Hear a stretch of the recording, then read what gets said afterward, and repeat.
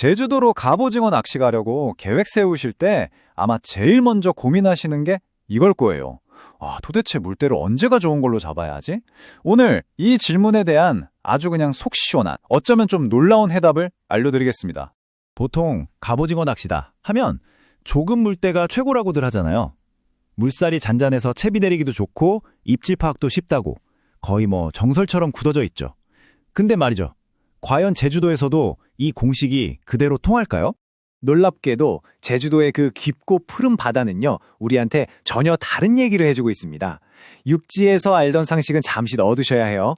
여기선 완전히 새로운 전략이 필요하거든요. 그래서 오늘 이 시간에는요. 이 4가지 포인트를 통해서 제주 갑오징어 낚시의 미스터리를 한번 제대로 파헤쳐 보겠습니다. 먼저 물때가 왜 역설적인지, 그리고 육지 낚시랑 제주 낚시는 뭐가 다른지, 또 날씨라는 진짜 중요한 변수는 뭔지, 그리고 마지막으로 여러분을 위한 최종 가이드까지 딱 정리해 드릴게요. 자, 그럼 바로 첫 번째 섹션으로 들어가 보죠. 우리가 생각했던 것과 실제 제주의 현실이 어떻게 다른지 그 충돌 지점부터 한번 살펴보겠습니다. 이 실제 조과 데이터를 한번 보세요. 진짜 재밌습니다. 우리가 최고라고 믿었던 조류가 느린 조금 물때에는 조과가 그냥 평균 수준이에요. 그런데 오히려 물살이 가장 빠른 살인 물때에 대박 조과가 터졌다는 거 아닙니까? 이건 우리가 알던 상식을 완전히 뒤집어버리는 결과죠. 아니, 도대체 왜 이런 일이 벌어지는 걸까요? 왜 물살이 빠르면 빠를수록 더 많은 갑오징어를 만날 수 있었던 걸까요? 자, 그 해답을 찾으러 다음 섹션으로 한번 넘어가 보시죠. 이 역설의 해답은요, 아주 간단한 데 있습니다. 바로 낚시하는 방법 자체가 근본적으로 다르기 때문이에요. 육지에서 하던 거랑 제주 심해에서 하는 건 이건 거의 다른 스포츠라고 봐야 합니다. 핵심은 이겁니다. 육지, 특히 서해안 낚시는 한 지점에 닻을 내리고 하는 정박 낚시잖아요. 이때 강한 조류는 어때요? 채비 막 날리고 옆 사람이랑 줄 엉키고 그냥 장애물일 뿐이죠. 하지만 제주는요, 배를 조류에 그냥 맡겨서 흘려보내는 흘림 낚시를 합니다. 여기서는 조류가 넓은 포인트를 탐색하게 해주는 우리 배의 엔진이 되는 거예요. 개념이 완전 다르죠? 강한 조류가 제주 흘림 낚시에 왜 좋으냐? 결정적인 이유 3가지가 있습니다. 첫째, 배가 적당한 속도로 흘러가면서 아주 넓은 지역을 샅샅이 탐색할 수 있게 해주고요. 둘째, 시앵커라는 장비가 있는데 이게 제대로 작동하려면 어느 정도 물살이 받쳐져야 합니다. 마지막으로 보통 심해 어종들은요, 조류가 좀 살아나야 먹이 활동도 활발해지는 경향이 있거든요. 여기서 시앵커 현지 선장님들은 풍이라고 부르시는데 이게 아주 중요합니다. 쉽게 말해서 물속에 펼치는 거대한 수중 낙하산이라고 생각하시면 돼요.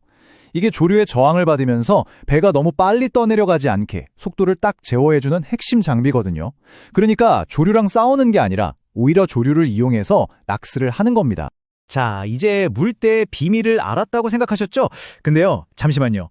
사실 물때보다 아주 훨씬 더 중요한 이 게임의 판도를 완전히 바꿔버리는 변수가 하나 있습니다. 맞습니다. 아무리 이론적으로 완박한 물때를 골랐다고 해도 날씨가 안 좋아서 배가 항구에 묶여버리면 말짱 도루묵이죠. 물때를 고르는 건 날씨라는 첫 번째 관문을 통과하고 나서야 의미가 있는 겁니다. 그래서 제주 현지 베테랑 선장님들이 입을 모아서 하는 말이 있습니다. 제주도 낚시 성공의 8알은 날씨가 결정한다. 여러분의 조과를 컨트롤하는 진짜 힘은 물때가 아니라 바로 이 기상 조건이라는 거죠. 이게 그냥 배가 좀 흔들려서 멀미 나고 불편하다 이런 차원의 문제가 절대 아닙니다.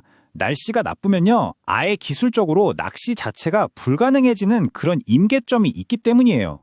한번 상상해 보세요. 제주 심해 낚시는 수심이 90m가 넘어요. 그런데 너울 때문에 배가 2~3m씩 위아래로 끌렁거린다고 쳐봐요. 그 몇 그램짜리 봉돌 무게의 미세한 변화로 입질을 파악해야 하는데 그게 물리적으로 가능할까요? 절대 불가능합니다.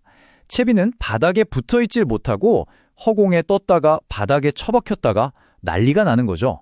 이건 낚시가 아니라 그냥 노동이 되는 겁니다. 자, 이제 이 모든 정보들을 싹 다 모아서 그래서 우리는 어떻게 최고의 낚시 날짜를 잡을 수 있을지 그 실용적인 전략을 딱 정리해드리겠습니다. 제주 현지 베테랑 선장님들이 이구동성으로 하시는 말씀입니다. 날씨가 허락하는 날이 곧 최고의 물때다. 이게 무슨 뜻이겠어요?